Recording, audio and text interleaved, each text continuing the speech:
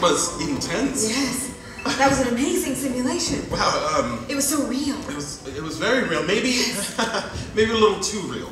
The basic storyline is that two scientists are designing a perfect one-to-one virtual computer simulation of the world, of this world. One of them goes missing. The other one goes on a quest to try to find out like what the deal is, and eventually discovers that, in fact, he is living in the same simulation that he thought he was designing. We have built a unique artificial environment using strictly computational means in order to achieve a system that is capable of leading its own existence, of learning and following its own dynamic processes. The trope of being like stuck inside of a virtual world and having to somehow find your way out is that whole, you know, for me, this is like the mystery that I'm following, you know, like Tron, I don't know, of course the Matrix series. It begins as a full frame. By full frame, I mean that we cover the entire stage with a wall. We build a wall between the audience and the stage. And it's all a one-shot film. And I'm on stage the entire time with the performers, and I basically make a single take 95-minute film. As soon as you discover that you're living inside of a computer simulation and that like none of this is real, you know, you're like, it changes you. And so we watch some of these characters really break down. And there are two different groups. There's the people who are people, and then there are the ones who know they're not people. And me as a person thinks, oh, poor you, you're just like circuits. You're like just a chipset.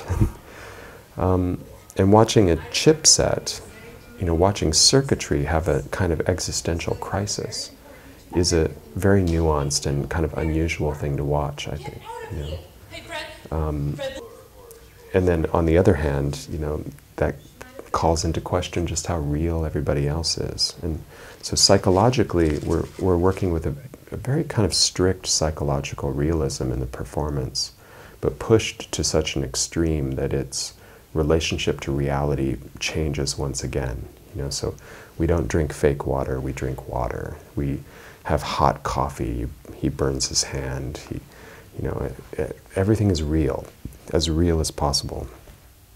We're putting a camera on stage, so sometimes it's a film, sometimes it feels like a television show, sometimes it feels like the theater that you expect. Sometimes it feels like an action film. I would call it a romance. You know, if I were forced to say, well, comedy, tragedy, romance, satire, I would say it's a romance because it has a little bit of a lot of things in it. It's a sci-fi romance for sure. You know, characters shift in this piece really fast, and we made this kind of interesting decision to also have characters sometimes follow costumes and sometimes not. So instead of like a person putting on a different costume in order to play a different part, we actually have actors slipping into the same costume as somebody else and then play that role for a brief moment, right? So there's this kind of like constant shift happening, and especially in the beginning of the piece. So we set up a world that is incredibly disorienting, and then eventually it lands on a storyline and we chase after it, you know. I film it on stage. That means I'm on stage during the performance and I'm watching it really closely, which I think for the performers is sometimes like, it's probably a really interesting experience because it keeps changing and I keep changing the piece. I mean, they improvise too with some ideas. You know, there's a lot of freedom in the work. But it's not uncommon for me to grab someone on stage and move them to another place, or take the coffee cup myself and move it to somewhere else, or move a chair during the performance. Or maybe I'll say, do it again, you know, and we'll repeat a gesture, or, you know. So I talk to them as we do it. We're making it together, you know, so in a way, like, I'm an extension of that process, you know. It's almost as though we never stopped rehearsing. We just eventually got ready to let people in to see it. You know, I believe in these, like, French avant-gardists from the turn of the century who said, you know what, actually, plays should be written on the stage, you know, and not, you know, necessarily, you know, held sacred in a book. Artaud, in fact, said something very similar to this. The only person who should call themselves an author is the one who's writing directly on the stage.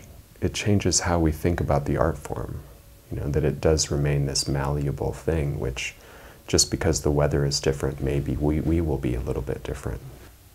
Fassbinder pays incredible attention to details, but in a way that is not precious, I guess, you know, like, you can tell he's making so many works that it's like, well, we need this cup to be right here and we need it to fall over at that particular moment, but we'll do it with one take, right? And so this balance of great detail and only one take, I find very similar to the work I do, actually. So I feel like I have a lot in common with that attitude. And beyond that, he's really kind of digging into big social issues and not flinching, you know. So he shows this kind of incredible courage or bravery, I guess, you know, to hit on topics that, I mean, everybody knows this is not going. This might not be commercially successful, or even successful, or even liked. We rehearse almost every day. We rehearse while we perform, and we continue to develop the piece. And, you know, I remember saying a couple of days ago, like, don't worry about, like, how the audience is responding to a particular joke, because my comment was that it's not a comedy. It's funny, but it's not a comedy. So, I mean, the laugh is sometimes single. You know, they're like 10 or 15 singles laugh. It's less of a everybody laugh at once kind of performance. But it's super funny. Imagine waking up one morning and realizing that you are living inside of a computer simulation. I mean, imagine, do it! Do it! Do it! I'm waiting for the perfect take. The perfect take. And when I get the perfect 95-minute take, then I think we'll enter the world of figuring out how to release it as a single-shot film.